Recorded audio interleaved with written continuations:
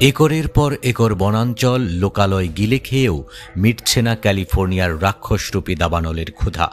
2 সপ্তাহ পেরিয়ে গেলেও নেই থামার কোনো লক্ষণ, বরং আরও বাড়বে ভয়াবহতা, এমন সতর্কতায় জানিয়েছে রাজ্যের আবহাওয়া দফতর। আগামী সপ্তাহে আরেক দফা স্যান্টা অ্যানা উইন্ড ক্যালিফোর্নিয়ায় ঢুকবে, এমনটাই শঙ্কা করা হচ্ছে। গেল 7 জানুয়ারি ঝা চকচকে লস অ্যাঞ্জেলসের প্যাসিফিক পেলিসেডেসের একটি ঝোপ থেকে ছড়ায় আগুন। এক রাতেই ছড়ায় ম্যালিবু, হলিউড হিলস, এটন সহ আশেপাশের কয়েকটি শহরে। কিছু বুঝে ওঠার আগেই জটিল হয়ে পড়ে পরিস্থিতি। আগুন ছড়ায় লিডিয়া, আর্চার, উডলি, সানসেট, কেনেথ, হার্স্ট এবং অটোতেও। 7 জানুয়ারির রাতকে ক্যালিফোর্নিয়ার ইতিহাসে সবচেয়ে ধ্বংসাত্মক এবং ভয়ঙ্কর রাত বলে আখ্যা দিয়েছে কর্তৃপক্ষ। শুষ্ক আবহাওয়া ও বাতাসের তীব্রতায় আগুন নিয়ন্ত্রণ হয়ে পড়ে অসম্ভব প্রায়। ঘণ্টার পর ঘণ্টা ফায়ার সার্ভিসের কর্মীদের নিরলস চেষ্টার পরও প্রথম 3 থেকে 4 দিন একদমই বাগে আনা যায়নি আগুন। একদিকে রুদ্রমূর্তি একটু শান্ত করা গেলেও অন্যদিকে আবার শুরু হয়েছে নতুন আগুন। এমন পরিস্থিতিতে অত্যাধুনিক সব সরঞ্জাম থাকার পরও আগুনের সুবিশাল লেলিহান শিখার কাছে এক প্রকার মাথা নতই করতে হয়েছে দমকল বাহিনীকে।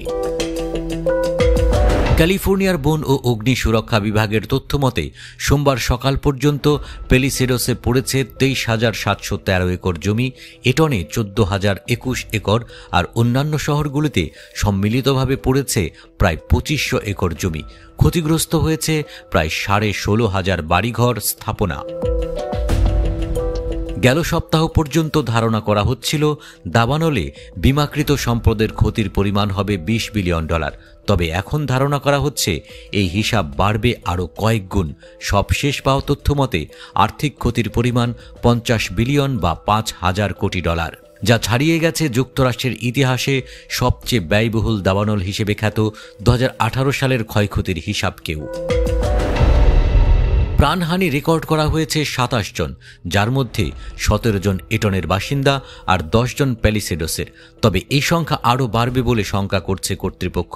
কর্তৃপক্ষের অভিযোগ, এলাকা ছেড়ে যেতে প্রশাসনের দেয়া নির্দেশ অমান্য করায় এত হতাহত।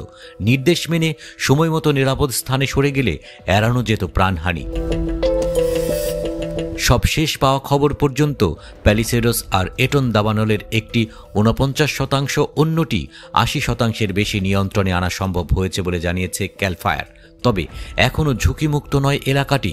কর্তৃপক্ষের তথ্য মতে এখনও লস অ্যাঞ্জেলস কাউন্টির বিভিন্ন এলাকায় প্রায় 85,000 মানুষকে নিরাপদ স্থানে সরে যেতে বলা হয়েছে। জারি রয়েছে সতর্কতা।